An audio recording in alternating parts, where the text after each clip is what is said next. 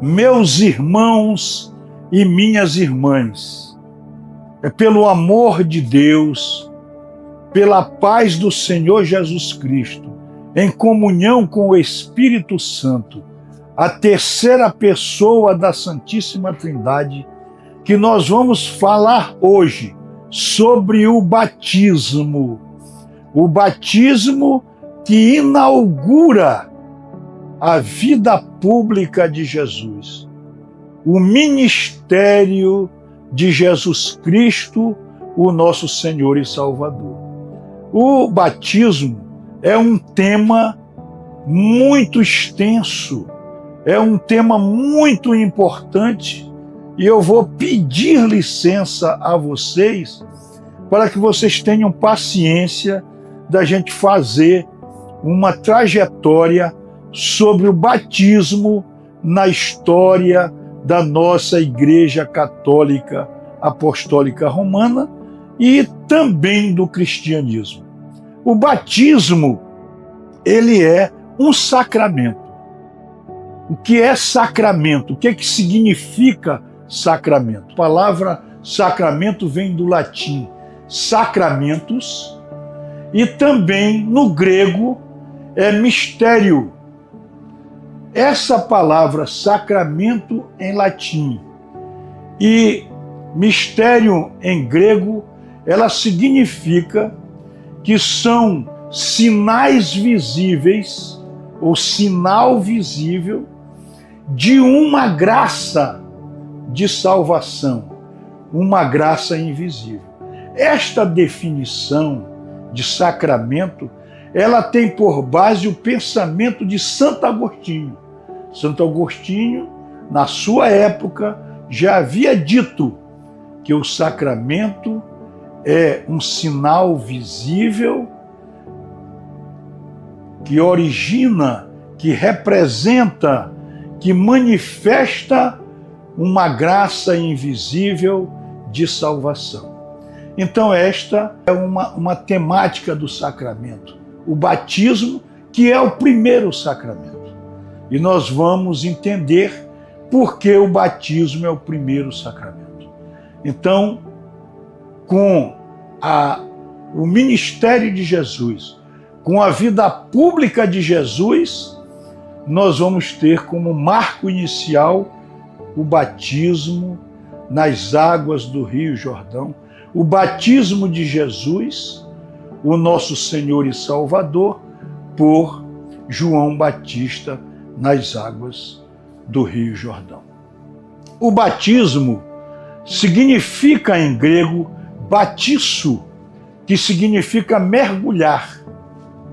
O sentido do batismo, literal, o batismo vem do grego batisso, que significa mergulhar. Mergulhar nas águas. Então este é o significado do batismo. Mas antes de nós tratarmos do batismo, nós vamos fazer uma pequena retrospectiva. Antes de Jesus, antes da encarnação do Verbo, antes do nascimento de Jesus, no Antigo Testamento havia o batismo. Entre os judeus, no Antigo Testamento, havia a figura do batismo, ou o batismo é algo novo, algo que só veio se concretizar, se realizar com Jesus Cristo, o nosso Senhor e Salvador. Então, se nós formos verificar, no Antigo Testamento existem muitos sinais que indicam que no Novo viria o batismo. Nós vamos encontrar que a figura do batismo está prefigurada, está anunciada no Antigo Testamento, mas não foi concretizada no Antigo Testamento, porque o batismo é um sacramento essencialmente do cristianismo, não é do judaísmo. Então, o Antigo Testamento, nós vamos ver em várias passagens bíblicas que ele estava realmente anunciado no Antigo, mas ele só veio à tona, só foi realmente concretizado e realizado no Novo Testamento com Jesus. Então, nós vamos ver, por exemplo, no livro de Levítico, nos capítulos 14 e 15 de Levítico, existe lá, nesses dois capítulos de Levítico, do livro Levítico 14 e 15, a purificação dos judeus. Ali nós vamos entender que eles já tinham todo um ritual, toda uma forma da purificação. Ou seja, aqueles que iriam aderir ao judaísmo, eles teriam que passar pela purificação, que é um ritual definido pelo próprio Deus, segundo o Antigo Testamento, nos capítulos 14 e 15 do livro de Levítico. Eu não vou me deter a isso, porque vai tomar muito tempo, e esta não é o foco, o conteúdo do nosso vídeo. Mas eu queria citar também no livro de Números, capítulo 19, versículo 19, também fala da purificação. E o que diz o livro de Números, no capítulo 19, versículo 19? O homem puro fará aspersão sobre o impuro no terceiro e no sétimo dias, e o purificará no sétimo dia.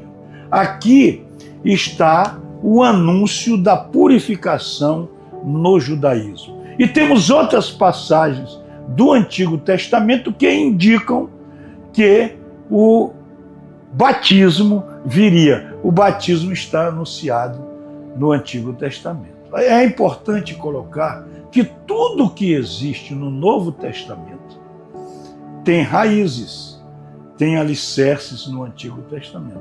E nós só vamos compreender o Antigo Testamento com a revelação do Novo. Porque, e aí muitos entendem, e é importante colocar isso, que em vez de se falar de Antigo Testamento, seria apropriado se falar do Primeiro Testamento. Porque o Segundo Testamento, o Novo Testamento, ele verdadeiramente complementa, ele aperfeiçoa o Antigo Testamento. Como diz o próprio Jesus no seu capítulo 5, versículo 17 do Evangelho de Mateus. Eu não vim para abolir a lei e os profetas. Ou seja, o que está no Antigo Testamento, mas veio para aperfeiçoá-lo. No nosso breve estudo, nós vamos tratar do batismo no Antigo Testamento, nós vamos tratar do batismo também nos primeiros tempos do cristianismo, que são tudo fundamental para nós compreendermos o batismo hoje. Então, para nós compreendermos o batismo, nós temos que recorrer ao Antigo Testamento, recorrer aos primeiros tempos do cristianismo, onde foram feitas os primeiros estudos, as primeiras apreciações sobre o batismo, e também qual foi o entendimento daquela época sobre o batismo. Então isto é muito importante. Eu vou começar esta nossa abordagem pela didaquê. Didaquê é uma palavra grega que significa instrução, que significa doutrina, que significa ensino, que significa dizer esclarecimento de alguma coisa. Então a didaquê, na verdade, a didaquê é um compêndio que foi elaborado pelos primeiros cristãos para explicar a palavra de Deus para explicar o cristianismo para os cristãos. Então nós vamos observar que a Didaquê é um compêndio de ensinamentos para os cristãos, exclusivamente para os cristãos. Porque quando a Didaquê ela foi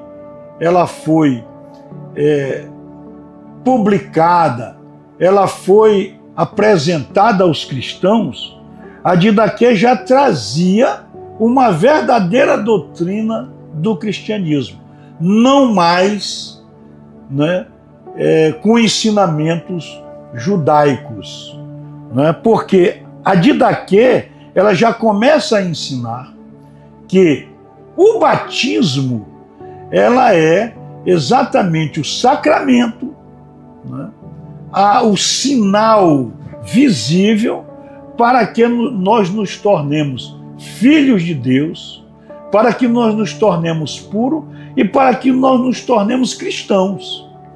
Então a Didaquê, segundo os primeiros tempos do cristianismo, ela surgiu entre os anos 70 e 120. Né? Mas é importante que a gente faça aqui uma observação. No Concílio de Jerusalém, entre os anos 48 e 50, ou 49 e 52, em que os cristãos se reuniram para definir alguns pontos de atritos que estava havendo entre a doutrina de Cristo e o judaísmo, né? Ali nós já verificamos que ali praticamente nasce, ali é a gênese da Didaquê. A Didaquê, na verdade, é o catecismo, o primeiro catecismo dos cristãos. Muito bem. Então a Didaquê, no seu capítulo 7, ela trata do batismo. E vamos ver o que a Didaquê fala sobre o batismo.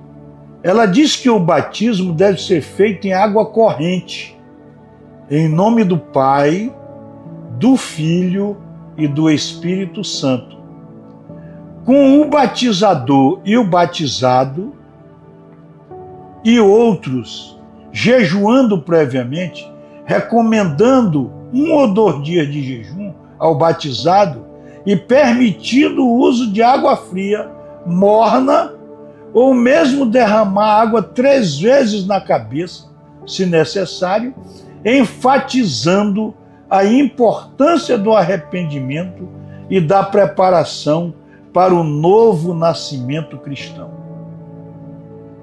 Então, a Didaquê, ela já traz, por exemplo, a forma. Qual é a forma do batismo?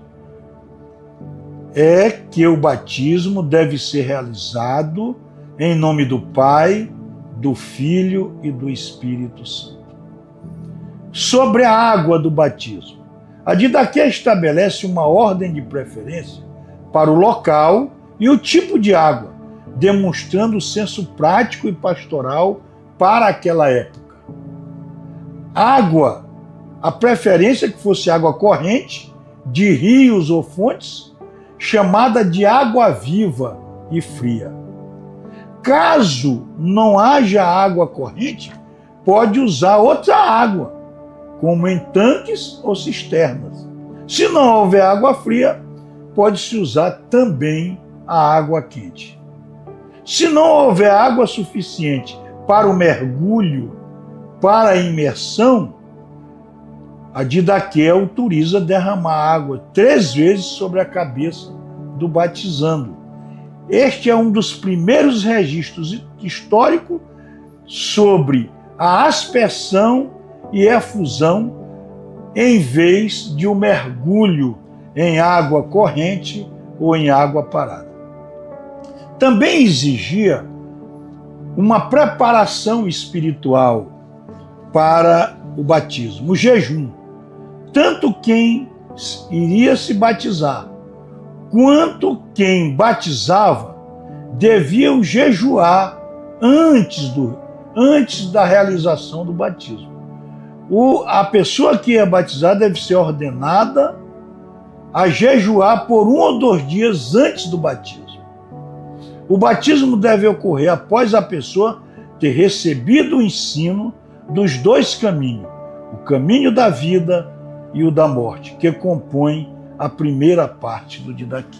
Além da Didaquê, muitos dos estudiosos, dos padres, dos bispos e daqueles primeiros cristãos, muitos se ocuparam, quase todos, sobre a figura do batismo. Vamos falar agora de Justino de Roma.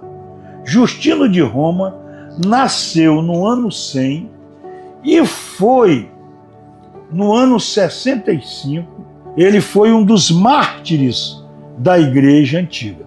Ele escreveu Apologética 1 e Apologética 2. Então, o que Justino escreveu também? Uma outra obra importante, o Diálogo com Trifo ou Trifão, né? Que foi um diálogo como se o Trifo ou Trifão fosse um judeu, né? Em que traz muitos ensinamentos para... Então, o batismo, segundo Justino de Roma, tem o rito que ele prega, é que eram levados tanto aquele que iria batizar como aquele que seria batizado, iriam a um local com água para um banho de regeneração, havendo o mergulho daquele que seria batizado.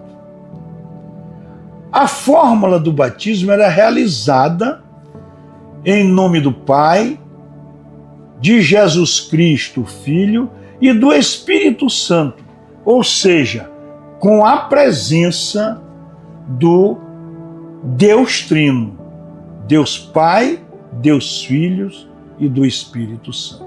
A preparação para o batismo, né, também deveria ser feita por um período de oração e de jejum, com uma preparação para receber este sacramento.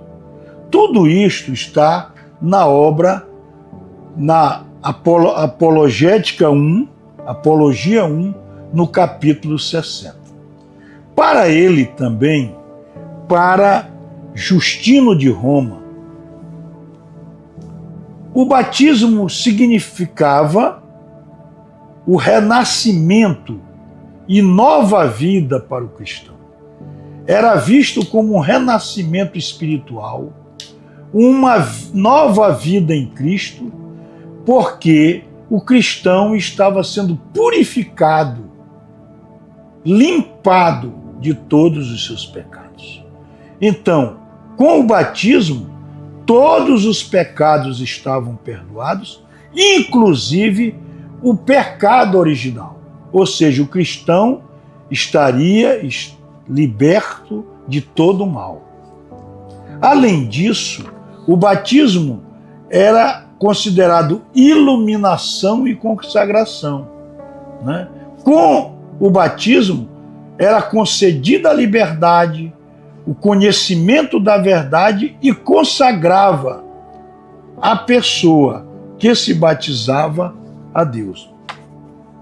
Era, na visão de Justino de Roma, um sacramento somente para adultos, mas também há evidências de batismo infantil na primeira igreja primitiva, segundo o próprio Justino. Justino entendia que o batismo deveria ser só para adultos, mas ele dizia que nos primeiros tempos se fazia também o batismo para criança. Irineu de Lyon, que nasceu no ano 130 e morreu no ano 202, escreveu em 160 a sua grande obra, e que foi uma obra importantíssima para o cristianismo nos primeiros tempos, chamada Contra Heresias, né? Ele tratou nesta obra sobre o batismo. E ele dizia que o batismo era um novo nascimento e um processo de regeneração da pessoa batizada em nome de Deus Pai, em nome de Deus Filho e do Espírito Santo. Essencial para a vida cristã e a comunhão, confirmando a antiga tradição também de batizar crianças. Ou seja, para Irineu de Lyon, as crianças também deveriam ser batizadas, porque eram incluídas na salvação e purificação dos pecados, recebendo o dom da incorruptibilidade através do Verbo Cristo Jesus. Ele defendia que assim como Naamã foi purificado, como está no Antigo Testamento, somos purificados de todos os pecados pelo batismo, e que o batismo de criança era uma prática apostólica ligando essas crianças a Deus desde o princípio da sua vida. Então, Irineu de Lyon, que era discípulo de Policarpo, que fora também discípulo de São João, né? O Irineu de Lyon entendia que o batismo não era apenas um símbolo, mas um meio pelo qual o crente recebe o novo nascimento para Deus. Então, para Irineu de Lyon, o batismo é um novo nascimento para Deus. Nascer de novo. Ele descreve que o batismo, como selo da vida eterna, torna-nos filhos de Deus eterno, deixando para trás a condição de meras pessoas mortais. E que o rito é realizado, o batismo é realizado para o perdão de todos os pecados, em nome do Pai, do Filho e do Espírito Santo. Em sua obra Contra Heresias, ele argumenta que o que perdemos em Adão, a imagem e semelhança de Deus, que nós perdemos com o pecado original, é recuperado em Cristo, sendo o batismo o instrumento dessa recapitulação. Então, basicamente, né, Irineu de Lyon falou isso sobre o batismo. E ainda diz o seguinte, Irineu.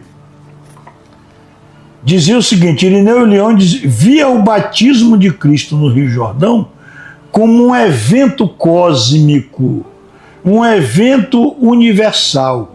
Ele defendia que Jesus, sendo Deus encarnado, ele não precisava se batizar. Ele não precisava de receber o batismo de João Batista. Ele não precisava de purificação.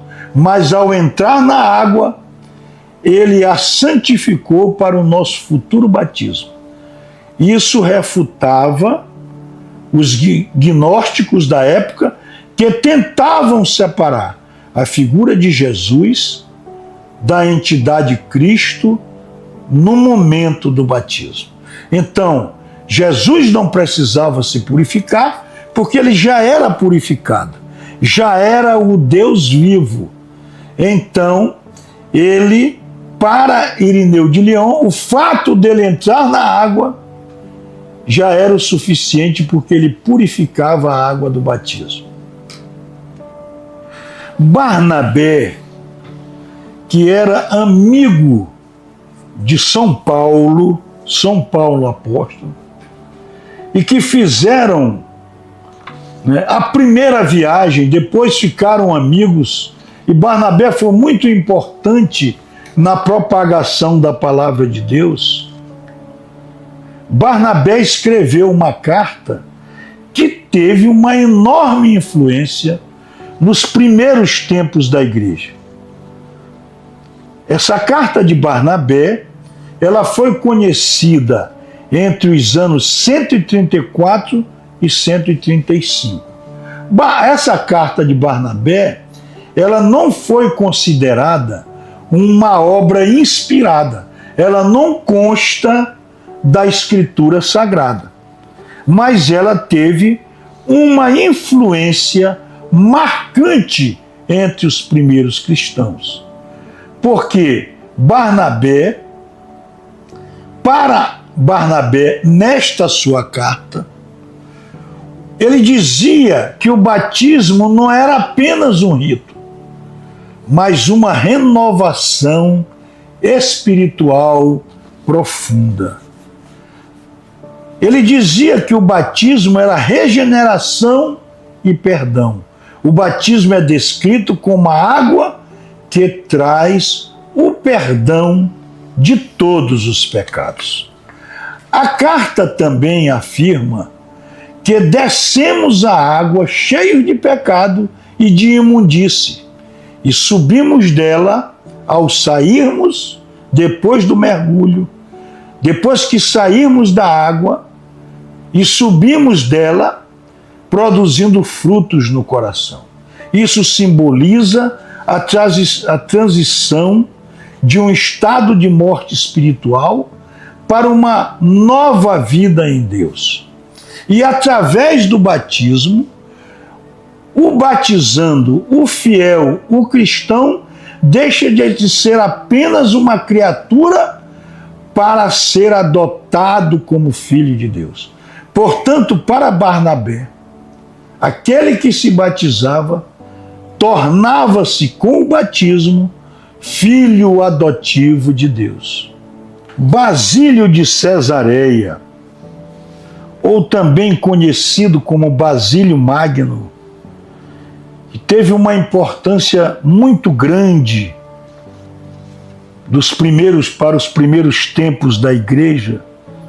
Ele nasceu em 330, uns dizem que ele nasceu em 329 e morreu em 379. Ele escreveu o Tratado sobre o Espírito Santo e escreveu também Exortação ao Batismo. Então, Basílio de Cesareia abordou no Tratado sobre o Espírito Santo e em várias homilias e também na Exortação ao Batismo, né, que o batismo é uma união indissolúvel entre a fé e Jesus Cristo, entre nossa fé e Jesus. Então há uma união entre fé e batismo. Ele argumentava que a fé e o batismo são dois caminhos de salvação naturalmente unidos. A fé é aperfeiçoada pelo batismo e o batismo é estabelecido pela fé. Ele defendia também que o batismo, para ser válido, só necessitaria ser realizado em nome do Pai, do Filho e do Espírito Santo. E separar o Espírito Santo no momento do batismo tornaria o batismo inútil. Então o batismo teria que ser feito em nome do Pai, do Filho e do Espírito Santo. O batismo teria que ser realizado no mergulho, em 3 mergulhos na água. Esses 3 mergulhos representam a passagem da morte para a vida antiga, o sepultamento de 3 dias em Cristo, por isso os 3 mergulhos, enquanto o ato de emergir simboliza a ressurreição e o novo nascimento do Espírito. A importância da tradição. Ele dizia que as práticas do batismo com a tripla imersão, que representava os 3 dias de sepultamento de Jesus, a bênção da água e a renúncia a Satanás, através da tradição escrita da igreja, né, representa o verdadeiro batismo. Né? E também, para Basílio de Cesareia, ele exortava vigorosamente aos fiéis a não retardarem o recebimento deste sacramento. Ele também defendia que as crianças deveriam ser batizadas. Santo Agostinho, que nasceu em 354 e morreu em 430, em uma das suas obras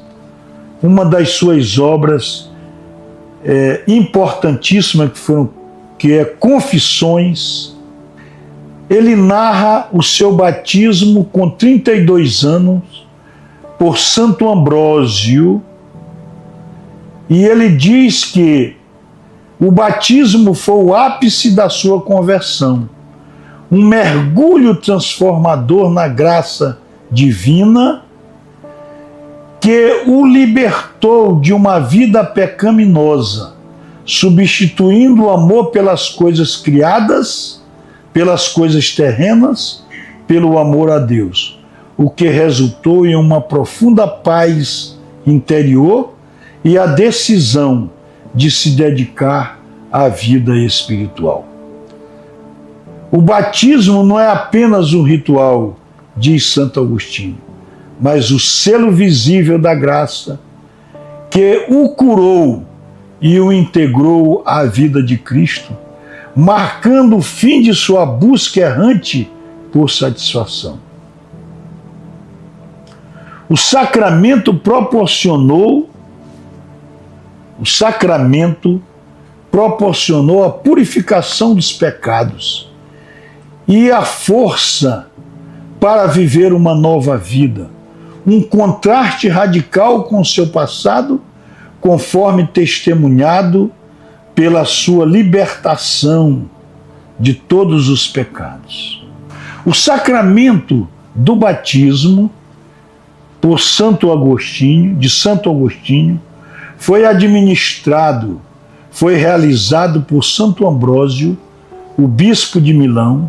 Ao batizar, fez uma grande exortação sobre o batismo. Ele, nessa ocasião, Santo Ambrósio, batizou Santo Agostinho, na mesma ocasião, ao lado de seu amigo íntimo Alípio e de seu filho Adeodato, que na época tinha cerca de 15 anos, e é descrito por Agostinho como um jovem de inteligência brilhante.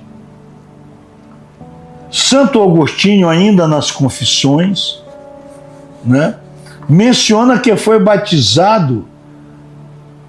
não foi batizado ainda criança, quando adoeceu gravemente, mas sua mãe, Santa Mônica, decidiu adiar, por essa razão, o seu batismo, por temer as tentações da juventude que ele enfrentaria. Esse adiamento era comum na época, mas Agostinho reflete sobre isso com certa lamentação, vendo o batismo como porto seguro que ele demorou a alcançar. Então, todas estas apreciações de Santo Agostinho sobre o batismo está no livro 9 das Confissões, onde ele dedica capítulos específicos para descrever com muita sabedoria, sobre o batismo, que é a alegria do cristão como o seu novo nascimento. Também é importante, e eu deixei, na verdade, Santo Ambrósio por último, dentre os padres antigos, para falar sobre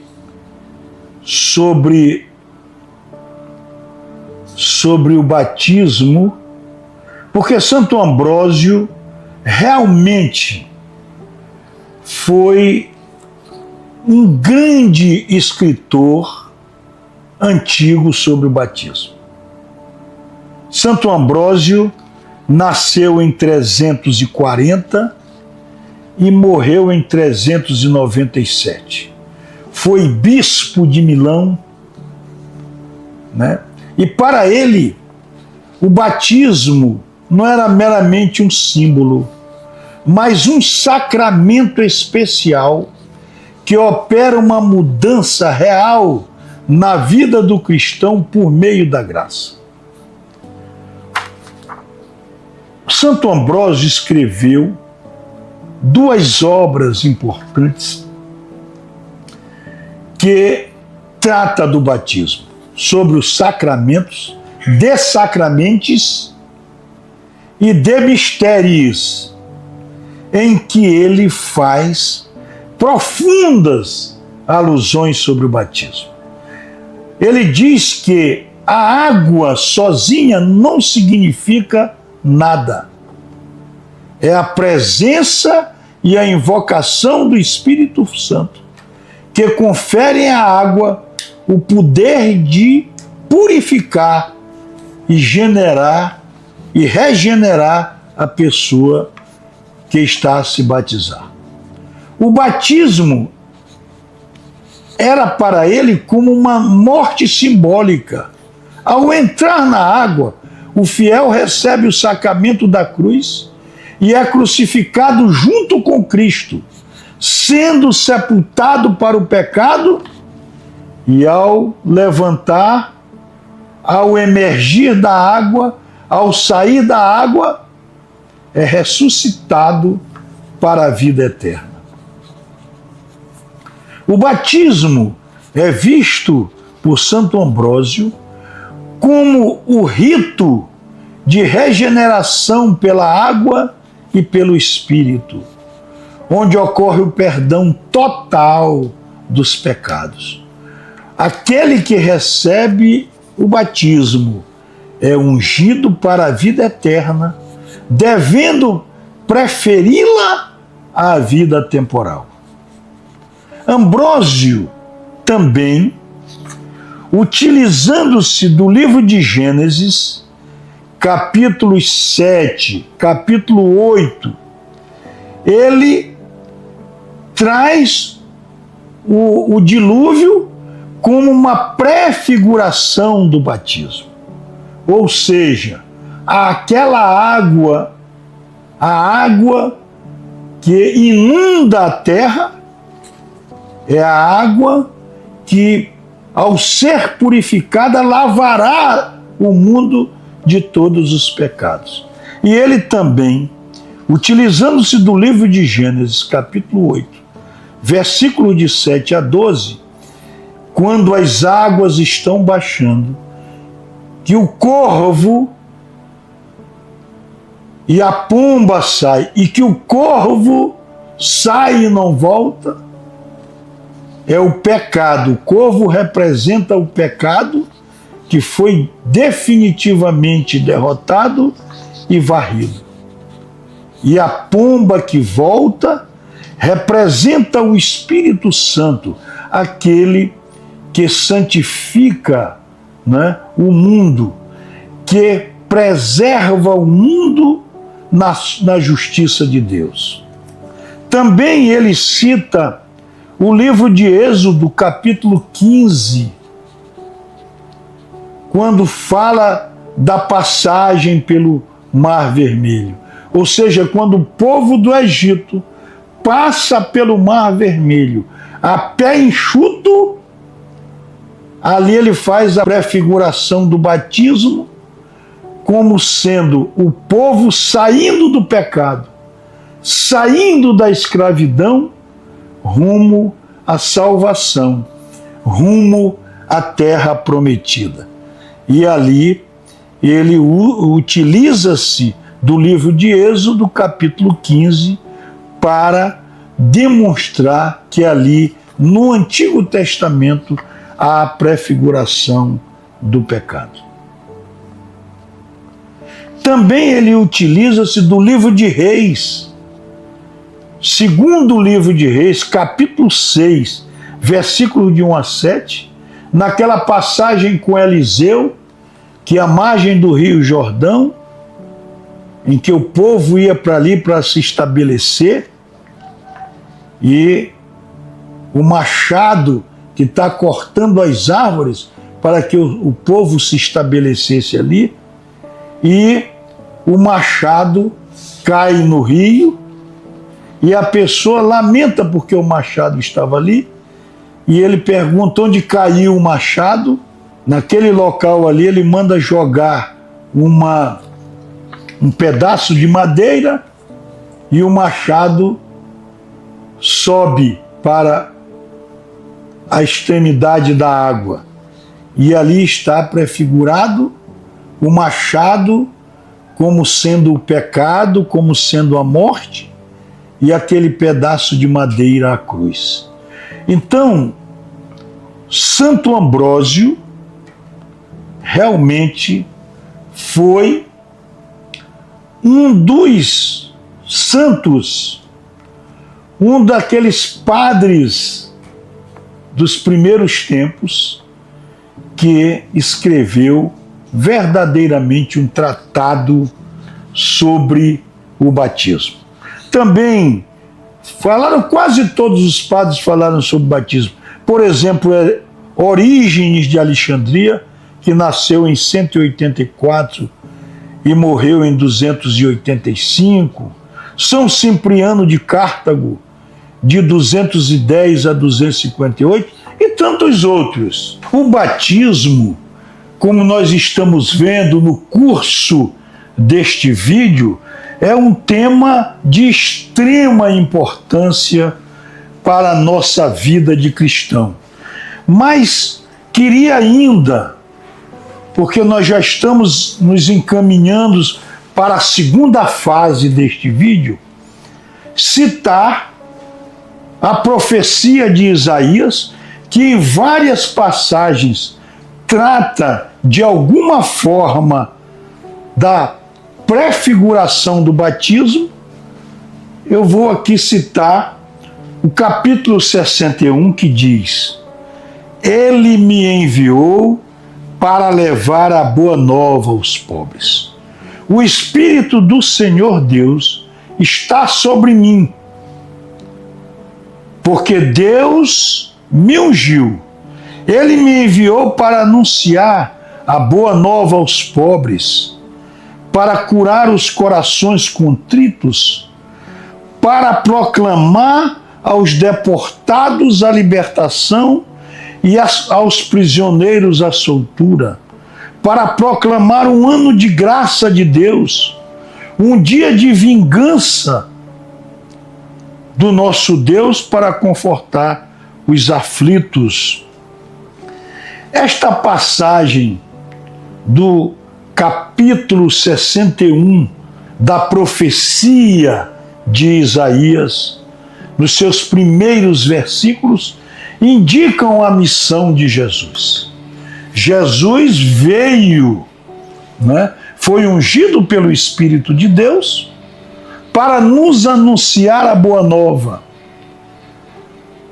aos pobres, para curar os corações dos corações contritos, para proclamar a liberdade, para a soltura dos prisioneiros, para proclamar o ano de graça de nosso Deus. O batismo no Novo Testamento tem uma riqueza imensa nas cartas, mas eu vou me ater, para que o nosso vídeo não se torne um vídeo tão longo, aos evangelhos.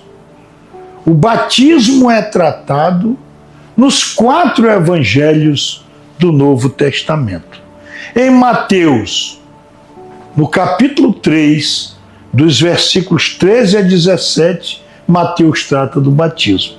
Marcos, no capítulo 1, versículos de 9 a 11. Lucas, no capítulo 3, versículos 21 e 22. E João, no capítulo 1, versículo 29 a 34. João, no capítulo 1, versículo 29, ele, ao avistar Jesus, ele diz: eis o Cordeiro de Deus que tira o pecado do mundo. Então ele identifica Jesus como aquele que veio ao mundo como uma luz para iluminar as trevas, que veio ao mundo para nos trazer a salvação, a boa nova, para nos libertar da escravidão, do pecado deste mundo. Mas eu vou utilizar como referência do batismo, apesar do batismo ser tratado em todos os evangelhos, eu vou utilizar como referência o Evangelho de Mateus, capítulo 13, versículos de 13 a 17. Diz assim o Evangelho de Mateus: aparece então Jesus, vindo da Galileia ao Rio Jordão, ao encontro de João, para ser batizado por ele. João, no entanto, queria fazer como se mudasse de ideia. Eu é que devo ser batizado por ti, dizia ele. E tu vens ao meu encontro? Respondeu-lhe Jesus: deixa estar por enquanto, porque assim é que convém cumprirmos toda a justiça. Diante disto, João consentiu. Logo que foi batizado, Jesus saiu da água. Eis que os céus se abriram para ele. Viu o Espírito de Deus descer como uma pomba e vir sobre ele. E eis que uma voz vinda do céu dizia: este é o meu filho predileto, no qual encontro toda a minha satisfação. Então eu queria tecer alguns comentários, que são comentários de vários exegetas da palavra de Deus, sobre o batismo de Jesus Cristo, o nosso Senhor e Salvador. Primeiro ponto que nós vamos verificar aqui: Jesus, ele mesmo sai da Galileia para o Jordão. Ou seja, toda a caminhada de Jesus desceu do céu, desceu do seu estado de pureza, do seu estado de Senhor, de seu estado divino, para se tornar homem como nós. Então Jesus veio ao nosso encontro. Jesus desceu do céu para vir ao mundo. No batismo, Jesus sai da Galileia, sai de onde ele estava, para vir à Judéia se encontrar com João Batista. Então aqui me faz lembrar a passagem de Apocalipse, que Jesus, em que a palavra do Apocalipse anuncia: eis que bato a tua porta, e se tu ouvires e abrir a tua porta, eu entrarei e cearei contigo. Então, nesta passagem do batismo, Jesus vem ao encontro de nós. Não somos nós que encontramos Jesus. É Jesus que, andando, que caminha para a nossa direção. E Jesus sai da Galileia e vai ao Rio Jordão, onde está João Batista. E João Batista diz para Jesus: Jesus, eu é que devo ser batizado por ti.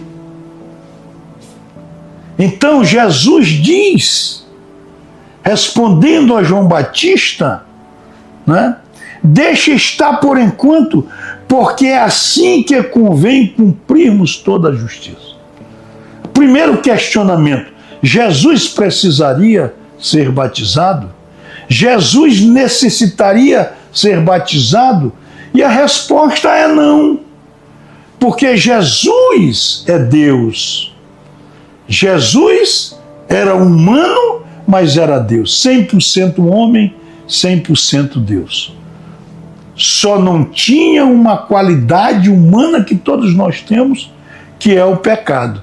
Jesus não pecou, mas Jesus se fez escravo como nós, renunciou à sua divindade e se apresenta perante João como representando toda a humanidade do pecado. Então Jesus cumpre ali a função de representar os pecadores. Ou seja, no ato do batismo, Jesus utiliza-se da sua condição de homem, reunindo todos os nossos pecados, todas as nossas falhas, todas as nossas fraquezas, para se apresentar para o João, para ele ser batizado. É por isso que nós temos que ser batizados. É obrigatória a nossa caminhada de cristão passarmos pelo batismo, porque é pelo batismo que nós nos tornamos filhos adotivos de Deus, co-herdeiros de Cristo, como diz a palavra de Deus.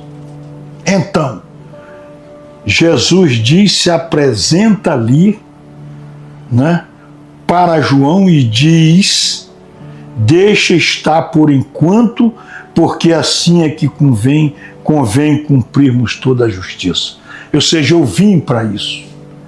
Eu vim como Cordeiro de Deus para tirar todos os pecados do mundo.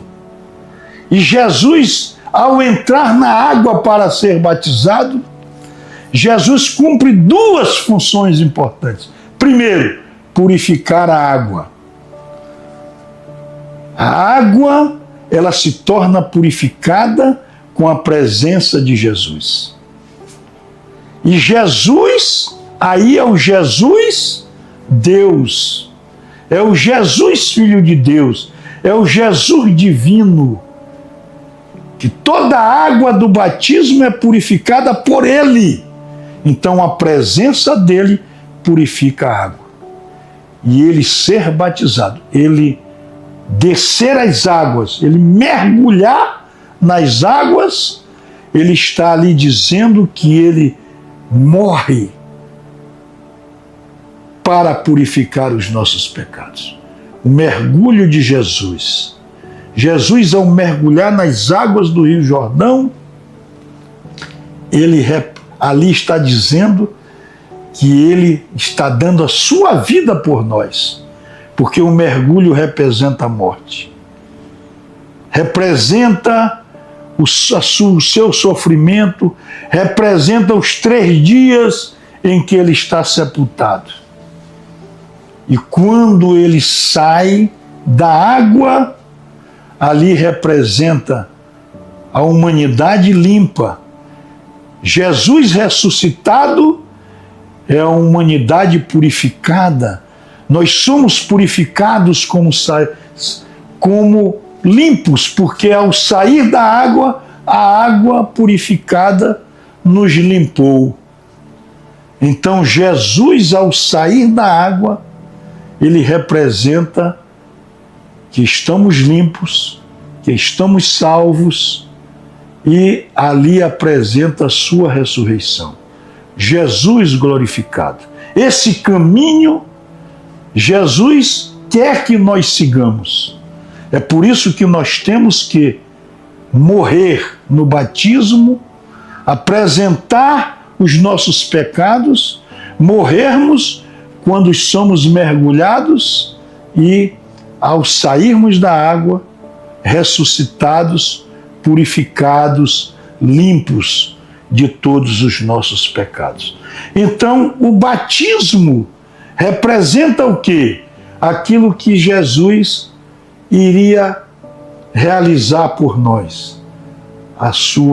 O seu flagelo, a sua crucificação, a sua morte, né? Para que depois de sepultado 3 dias, ele viesse a ser ressuscitado. Então o batismo, ele é fundamental para a sua vida, porque ele vai enfrentar o seu ministério. Tudo aquilo que foi dito por Isaías, e nós lemos agora o capítulo 61 de Isaías, é isso, ele veio para quê? Veio para nos pregar a boa nova, veio para nos santificar, veio para nos salvar, veio para trazer a luz às trevas, à escuridão em que nós vivíamos. E logo que foi batizado, Jesus saiu da água, eis que os céus se abriram. Ou seja, ali está demonstrado que o céu está aberto, para que nós possamos também, com ele, ascender aos céus. Ali está aberto o céu para todos aqueles que forem batizados, todos aqueles que seguirem Jesus, todos aqueles que cumprirem os demais sacramentos, porque o batismo é o primeiro sacramento. O batismo nos inclui entre os filhos de Deus, para que nós possamos seguir a nossa jornada. O batismo, após o batismo, Jesus vai para o deserto e será tentado. Ou seja, o batismo representa para nós o início do nosso ministério como cristão. E com a abertura do céu, o Espírito de Deus desce como uma pomba e vir sobre ele. Ou seja, a pomba, que é um símbolo do Espírito Santo, demonstra ali que Jesus está ungido, como diz o profeta Isaías. Ali está a pomba, presença do Espírito Santo, do santificador que unge Jesus. E naquele instante, eis que uma voz vinda do céu dizia: este é o meu filho predileto, no qual encontro toda a minha satisfação. Então, em resumo, o batismo é também uma manifestação, uma epifania de Deus Trino, da Trindade. Está Jesus representando a humanidade, que purifica a água, que está ali levando todos os nossos pecados para serem limpos, o Jesus Filho obediente ao Pai. O Espírito Santo representado pela pomba, que unge Jesus com o Espírito do Pai, o Espírito de Deus. E o próprio Deus que proclama em sua voz: este é o meu filho predileto, no qual encontro toda a minha satisfação. Então aí está a manifestação do Deus Trino, a manifestação da Santíssima Trindade. tudo isto representa o quê? A obrigatoriedade. Nós que somos cristãos, nós temos que passar pelo batismo. Uma questão que é muito discutida, e ela também passa a ser discutida a partir do século XVI, com a Reforma Protestante, é que para Martinho Lutero, o batismo só poderia ser feito para as pessoas adultas, para as pessoas que já tivessem discernimento do bem e do mal. Mas nós vamos ver pelos estudos, e tem muito material sobre isso entre os primeiros cristãos, na igreja dos primeiros tempos, é que as comunidades já batizavam as crianças desde o primeiro século, desde os primeiros momentos dos cristãos. Por quê? E lá já se tinha naquela época o entendimento. Se todos nós nascemos com o pecado original, nós já nascemos em pecado. Então as crianças precisariam ser batizadas para remover a mancha do pecado original, para se livrar da mancha do pecado original e já, mesmo como crianças, serem incluídas como filhos adotivos de Deus. Então, desde os primeiros tempos, as crianças eram batizadas. Então, feitas essas considerações, eu queria fazer uma leitura, né, de o Papa Bento XVI, após a sua morte, houve uma publicação de 3 livros, dos últimos tempos da sua vida, e este aqui é o segundo livro dentre os 3. Esse aqui é Jesus, a coleção é Jesus de Nazaré em todas as etapas de Jesus. E nesta etapa, neste livro, que é o segundo livro da trilogia, trata de Jesus de Nazaré, do batismo no Jordão à transfiguração. Aqui neste livro, ele fala da manifestação da Santíssima Trindade, tanto no batismo como na transfiguração de Jesus no Monte Tabor. Mas como o nosso vídeo trata apenas do batismo, eu queria fazer uma citação importante feita por Bento XVI sobre o batismo. E ele escreve, ele diz assim: o batismo de Jesus é assim entendido como a repetição de toda a história, no qual o passado é agarrado e o futuro antecipado. A entrada dos pecados dos outros é descida ao inferno, não apenas como em Dante observando, mas compadecendo, operando uma mudança no sofrimento e assim transfigurando-o, derrubando e arrombando as portas do abismo. Ele é descida à habitação do mal, luta com o forte, que mantém os homens cativos. E como estamos todos na realidade presos pelas potências que de um modo anônimo nos manipulam. Este forte, e visto a partir das próprias forças da história do mundo, invencível, é dominado e amarrado por aquele que é mais forte, o qual, como Deus, pode absorver toda a culpa do mundo e morrer, nada omitindo na descida para a identidade dos caídos. Esta luta é virada do ser, que consegue uma nova constituição, que prepara um novo céu e uma nova terra. O sacramento, o batismo, a partir daqui, aparece como uma participação na luta de Jesus pela transformação do mundo, na mudança da vida que acontece na descida e na subida. Na descida das águas e na subida. Como vimos neste vídeo,